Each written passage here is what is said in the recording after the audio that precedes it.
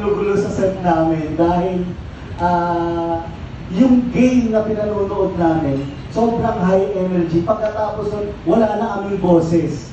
Nagsisigawan kami sa kalagitnaan ng nakalagitnaan. Pero kasi sa sobrang saya nung, ang hirap i-describe kasi yung atmosphere ng show namin.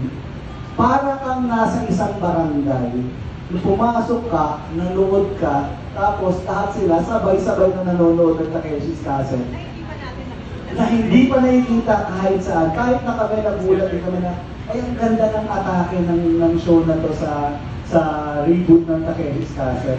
Kaya I'm pretty sure, experience ko yung preview sa Takeshi's Castle. Ngayon, very, very modern, pero at the same time, andun pa rin yung essence, yung fun na binibigay ng Takeshi's Castle. Sa akin, unforgettable yung nagkaroon kami ng favorite.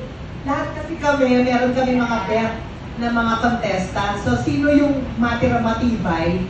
Tapos, pinanghawakan talaga namin yung, nagkaroon kami ng bonding relationship dun sa mga contestant. Sa TV lang naman namin nakikita, masyado kaming na-affect.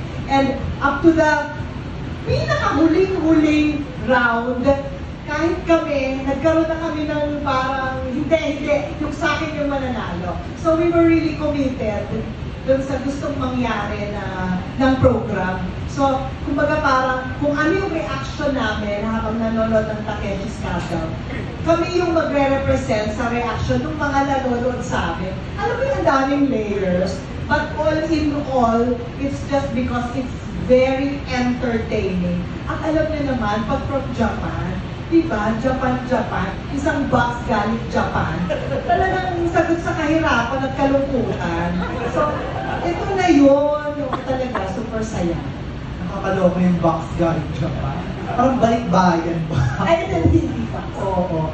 Pero ako isa sa mga pinaka-paborito ko, yung kapag araw-araw, di ba, may mga iba-iba tayong outfit, tapos yung eksena namin, may outfit? Yung outfit? Ba't ka outfit? Nasa labas na pa, outfit. Sabay, pampaalam ba yung outfit? Hindi kasi ako nag-letter F, kasi parang ang daming lalabas na mga kaya masyadong hangin, try mo nga. Kayo din naman pe-permission yan. Tapos sila ka lang nakaway niya. Tanda mo lagi ka lang nakaway niya. Sabi sa inyo eh. Pero yun yung mga outfit namin talagang pasabog. Like talagang yung binadgetan kami ng set. And naaaliw kasi every time talagang pinokonseptohan kami. Tsaka yun ngayon sabi nila yung talagang nag-aaway kami sa mga sa mga candidates, sa mga contestants, nakakaloka. Kulang na naman kadimandahan na lang kami dun sa sari-sari store. Kasi so I'm happy. Yung pag kayo, di ba, pag nanonood kayo noon, pretty sure na natatanda kayo mga, sabi nyo, ay, siya yung sumali sa kaya, pumasok pala siya. Tapos makikita nyo, ay, ito na siya, papasok na siya sa Natutuwa ka na nakalam pa siya. Ganon din kami. Saka yung may mga hindi kayo na-expect na aabot sa round na yun. Oo. Kaya parang kami mismo, nung nagtitaping nga kami, hindi namin pinanood yung footage.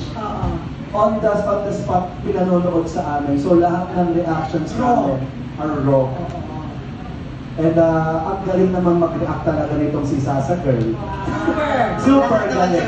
Ang ganda ng dynamics, nakakaloka. Spell dynamics. Ano ba naman? Gusto ako na naman.